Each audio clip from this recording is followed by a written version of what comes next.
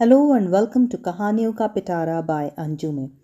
Friends, हम बात कर रहे हैं पंचतंत्र की कहानियों की और इसी कड़ी में आज की कहानी है बगुला भगत और केकड़ा।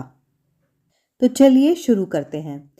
एक वन प्रदेश में बहुत बड़ा तालाब था।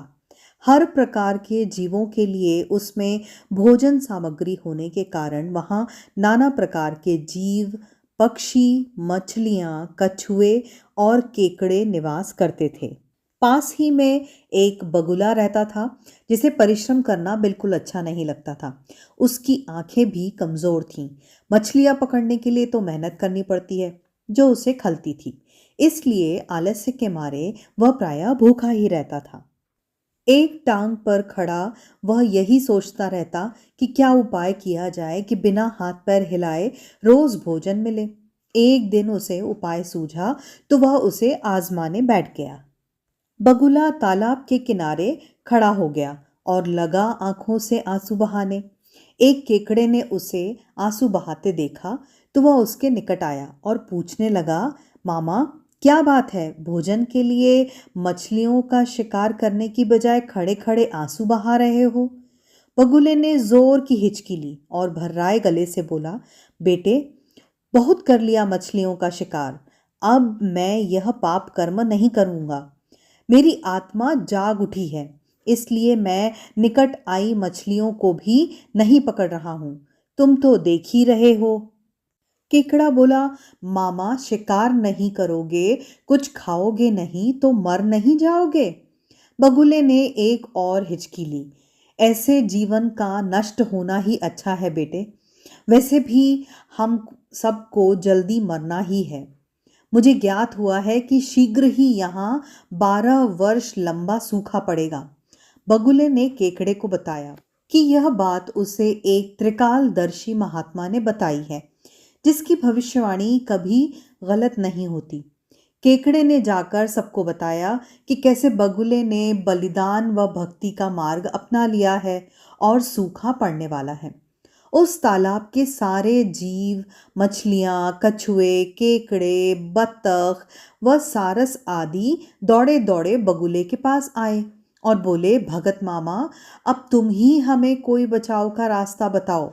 अपनी अक्ल लड़ाओ, तुम तो महाज्ञानी बन ही गए हो। बगुले ने कुछ सोचकर बताया कि वहां से कुछ कोस दूर एक जलाशय है जिसमें पहाड़ी का झरना बहकर गिरता है। वह कभी नहीं सूखता। यदि जलाशय के सब जीव वहां चले जाएं तो बचाव हो सकता है। अब समस्या यह थी कि वहां तक जाया कैसे जाए। बगुले भगत ने यह समस्या भी सुलझा दी। मैं तुम्हें एक एक करके अपनी पीठ पर बिठाकर वहां तक पहुंचाऊंगा, क्योंकि अब मेरा सारा शेष जीवन दूसरों की सेवा में ही तो गुजरेगा। सभी जीवों ने गदगद होकर बगुला भगत जी की जय के नारे लगाए। अब बगुला भगत की पौ 12 हो गई। वह रोज एक जीव को अपनी पीठ पर बिठाकर ले जाता और कुछ दूर ले जाकर एक चट्टान के पास जाकर उसे पटक कर मार डालता और खा जाता। कभी मन हुआ तो भगत जी 2 फेरे भी लगाते और 2 जीवों को चट कर जाते। तालाब में जानवरों की संख्या घटने लगी। चट्टान के पास मरे जीवों की हड्डियों का ढेर बढ़ने लगा और भगत जी की सेहत बनने लगी। खा खाकर वह खूब मोटे हो गए। मुख पर लाली आ गई और पंख चर्बी के तेज से चमकने लगे। उन्हें देखकर दूसरे जीव कहते, देखो, दूसरों की सेवा का फल और पुण्य भगत जी के शरीर को लग रहा है। बगुला भगत मन ही मन खूब हंसता। वह सोचता कि देखो, दुनिया में कैसे कैसे मूर्ख जीव भरे पड़े हैं जो सबका विश्वास कर लेते हैं। ऐसे मूर्खों की दुनिया में थोड़ी चालाकी से काम लिया जाए तो मज़े ही मज़े हैं। बिना हाथ पैर हिलाए खूब दावत उड़ाई जा सकती है। बहुत दिन यही क्रम चला। एक दिन केकड़े ने बगुले से कहा, मामा, तुमने इतने सारे जानवर यहाँ से वहाँ पहुँचा दिए, लेकिन मेरी बारी अभी तक नहीं आई। भगत जी बोले, बेटा, आज तेरा ही नंबर लगाते हैं। आजा, मेरी पीठ पे बैठ जा। केकड़ा खुश होकर बगुले की पीठ पर बैठ गया। जब वह चट्टान के निकट पहुंचा तो वहां हड्डियों का पहाड़ देखकर केकड़े का माथा ठनका। वह हकलाया, यह हड्डियों का ढेर कैसा है? वह जलाशय कितनी दूर है मामा? बगुला भगत ठां ठां करके खूब हंसा। बोला, मूर्ख, वहां कोई जलाशय नहीं है।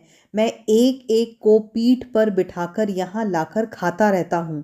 आज तू मरेगा। केकड़ा सारी बात समझ गया।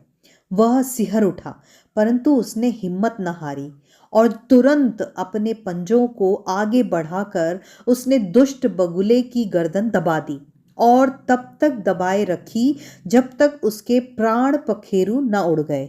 फिर केकड़ा बगुले भगत का कटा हुआ सिर लेकर तालाब पर लौटा और सारे जीवों को सच्चाई बता दी कि कैसे दुष्ट बगुला उन्हें धोखा देता रहा।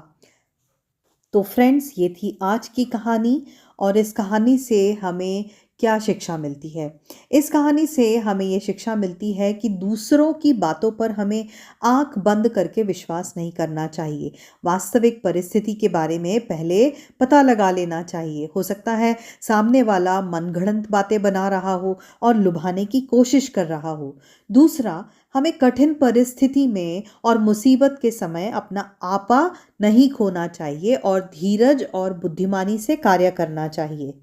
आज के लिए बस इतना ही। अब हम मिलेंगे अगले वीडियो में किसी नई कहानी, किसी नई रचना, किसी नई कृति के साथ।